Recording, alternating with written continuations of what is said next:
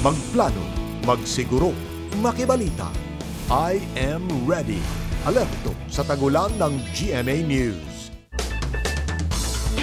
Ang ulan na inaasahang ibabagsak ni Chedeng hindi raw nalalayo sa ulang ibinuhos ng bagyong Ondoy noong 2009. Dahil dito, kailangan na ba natin maghanda sa isa na namang malawakang pagbaha dito sa Maynila? Kasama natin ngayon ang tinaguriang Green Architect at Urban Planner na si Felino Palafox Jr. or June Palafox. Magandang umaga, Architect Palafox. Welcome to News to Go. Good morning, Howie. Glad to be here. Ngayon, narinig natin ulit yung references sa Ondoy, 2009. Sobrang nagbaha sa Maynila. Epic flood nga daw dahil dun sa 100-year rain.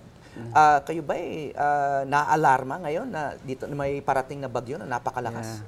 Kasi ang disaster preparedness, dapat tinitingnan yung worst case scenario. Okay. Unlike when you do a tourism master plan, optimistic view. But disaster preparedness, worst case scenario. Look what happened to Japan. They are the most prepared country in the world.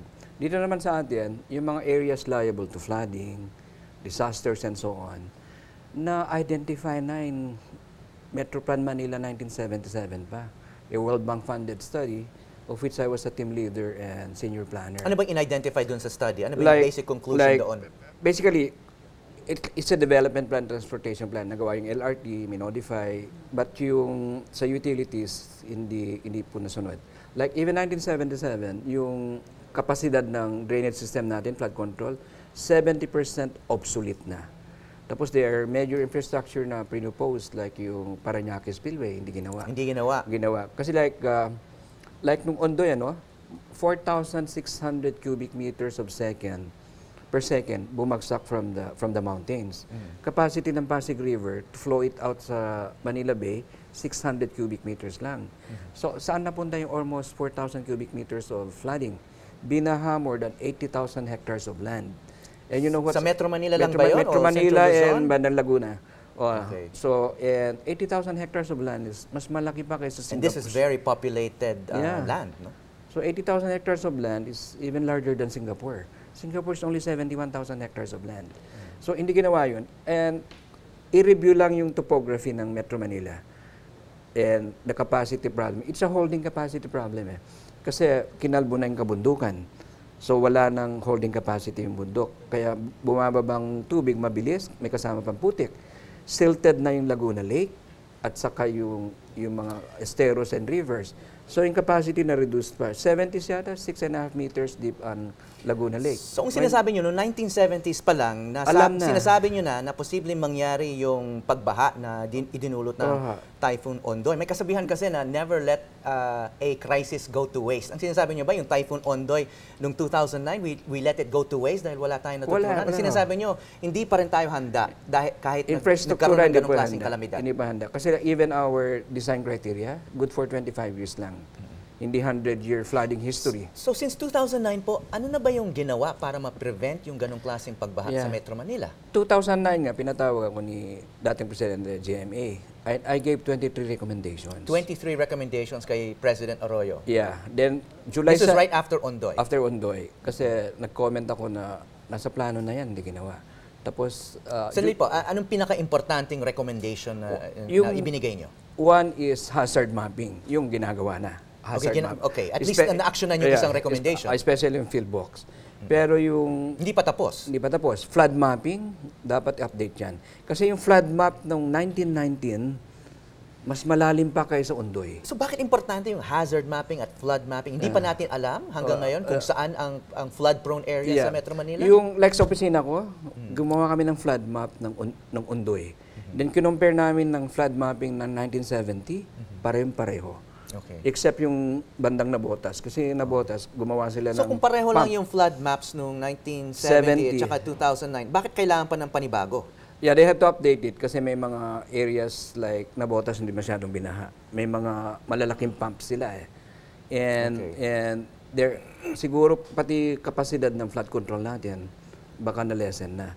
And isa pa, in preparation kung mangyari ulit yung Ondoy, ang balita, hindi pa nalinis yung mga drainage pipes nung iniwan na putik ng Ondoy. So hanggang ngayon, barado pa yung ibang drainage pipes dahil dun sa putik na iniwan hindi ng pa rin Ondoy? nalilinis. Kasi Parang napaka-basic yun. Hindi ka nagagawa ng bagong infrastructure, lilinisin mo lang yung dati. Kaya hindi lang dapat national government na, private sector should come in na. And then, dapat bawat munisipyo or city, dapat yung building official, city engineer, i-inventaryo na lahat nila saan yung areas liable to flooding, i-overlay din sa areas fault lines. May ibang bayan like Tokyo, every neighborhood may hazard map. The neighborhood is about half a kilometer by half a kilometer. Alam nila disaster level number 4, 3, 2, 1, and 0. So ang sinasabi nyo, the first step in prevention ay malalim na pagsusuri. Ang pinag-uusapan natin ngayon, hazard mapping na Metro Manila, pero sinasabi nyo, bawat barangay dapat may sariling hazard mapping. Dapat street by street, barangay by barangay, town by town, city by city na. Pero sinasabi nyo, ginagawa na raw ito. Yung Philbox ginagawa. Ginagawa niya yung hazard map ng Metro Manila. Yung areas liable to flooding, I haven't seen an updated map. But na-announce ng MMDA, meron na raw sila. And alam ko si Secretary Singson, he's a very good public servant. He's doing his best. Kaya lang in-inherit niya obsolete infrastructure. So okay, pagkatapos gawin yung mga mapa na yan, yung flood map, yung hazard map, ano yung susunod? Ano dapat ang aksyon? Nagplano na, nagdi-design niya to mitigate and adapt. Halimbawa, after Ondoy, 6 of my architects and planners, Palafox Associates, binaha rin. Kaya gumawa kami ng... Binaha sila sa mga bahay nila? Bahay nila. So gumawa kami ng proposals na adaptive architecture. Halimbawa, adaptive architecture. Halimbawa, hindi mo na malipat yung bahay mo, hayaan mo na yung ground floor mo mabaha. But you have to adapt your electrical system and so on. And then even after... At magagawa mo lang yun kung alam mo na nasa alam mo yung level. Nasa loob ka ng flood-prone area at alam mo kung saan pwedeng tumaas.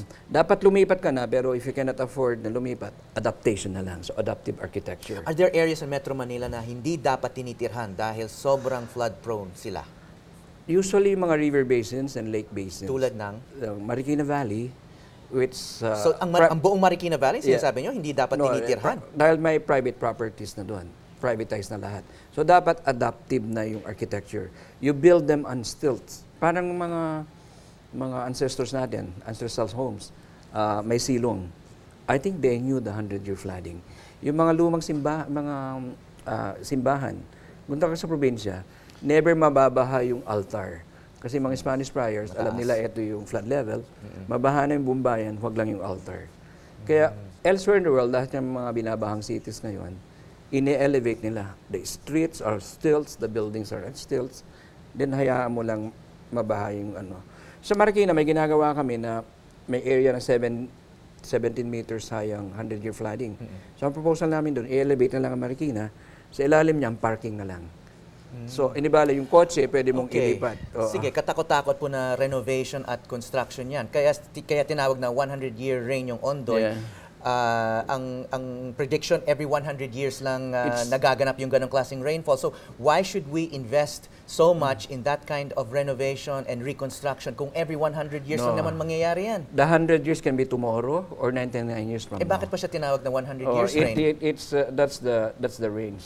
That's the range. But other cities like, we've done work along the Nile in Khartoum. They have 500 years. This is in North Africa? Yeah. 500-year flooding history. Ang Holland, they designed 500 years. So we should invest in infrastructure to prepare for something that will only happen every 500 years, every 100 years. In fact, pag nagdi-design kami ng cities or buildings, I look at foreign-funded bridges. Usually yan, 1 meter below yung high level ng floods. Look at yung Marikina Bridge, Marcos Bridge ba yun? During Ondoy, 1 meter below yung flood. Kaya tinitignan ko yung mga yan. Pero hindi yung mga pork barrel funded. Kasi let's say kung may 20% corruption, baka binaba yung height ng bridge. So sa Marikina, nabanggit natin, kasi nandun yung grabing baha nung 2009. Ano?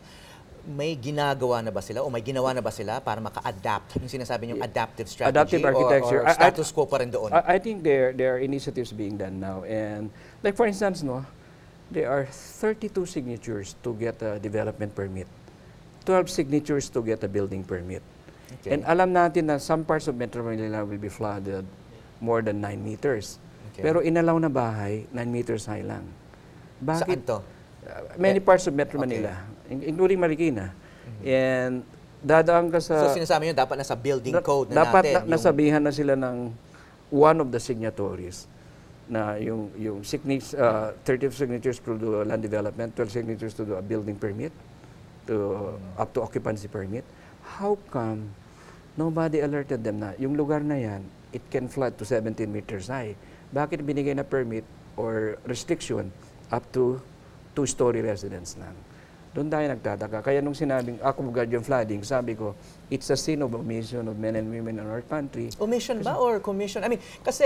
it can be both. Hindi, kasi halimbawa, sabihin ng local governments yan sa mga home buyers or land buyers na posible magbaha rito ng ganyang kataas, hindi kaya babagsak ang real estate values? Babagsak yung tax income ng local governments? You can do adaptive architecture. Instead of 2 stories, maybe allow them 3 stories na, or on stilts. And like yung fault line. Earthquake fault line. Earthquake fault line. Dito sa Pilipinas. Dito pinayagan on top of the fault line. You can build 5 meters away from the fault line.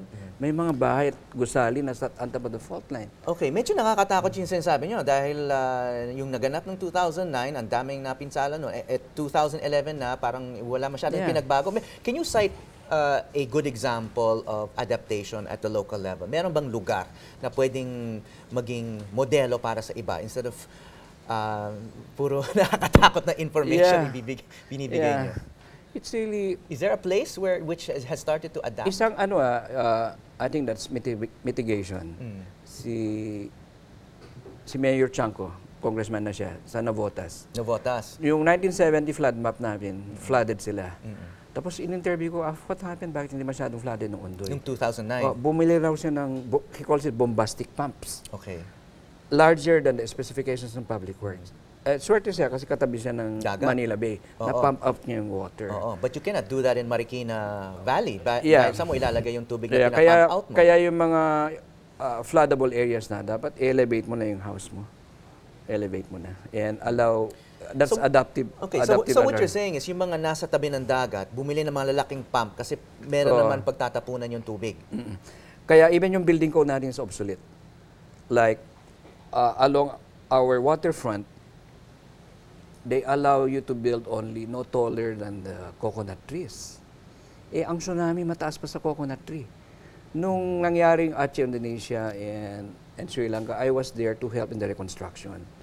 And let's say sa mga resorts na mga 6 stories high, 7 stories high, nadala ng tubig yung mga below the 3rd floor. Pero yung nakatira 4th floor up, they survive. Kaya even our building code is obsolete, dapat tignan na. So yung mga areas liable to flooding, kung liable to flooding ka ng 6 meters, dapat yung 6 meters and below, walang bedrooms. Ginagawa namin yan sa Cagayan de Oro, may project kami doon. Nakuha namin 5-meter flooding. We're doing a 10-hectare mixed-use developments. In-elevate namin by 6 meters podium. Then the high rises or medium rise above it. It's a hotel and a convention center. Sa ilalim nun, service areas na lang at saka parking. Okay. So in summary, sir, kailangan natin tapusin yung mga hazard at flood mapping para ma-prevent yung susunod na flood. Mag-invest sa flood control infrastructure at baguhin yung building code at building design, home design para hindi nabahayin yung mga individual homes. We didn't even build the government. 23 recommendations after Ondoy, 60 recommendations after the earthquake of Haiti and Japan, and 10 recommendations for a 10-year plan and program. Dinonate ko yan sa government. Sa DPWH? Sino bang taya dito? Presidente at saka, dating presidente at saka presidente. Kay Presidente sa Pinoy, July 7 pa. Then after the Japan triple whammy, pinadala ko through Management Association of the Philippines. The same recommendations, I sent him July 7. And balita ko na-distribute sa different agencies. Okay, so aabangan na lang natin yung aksyon. Opo. Okay, maraming salamat po sa insights at knowledge nyo. Architect Felino Palafox Jr. Maraming salamat po. Thank you, Sir Howie.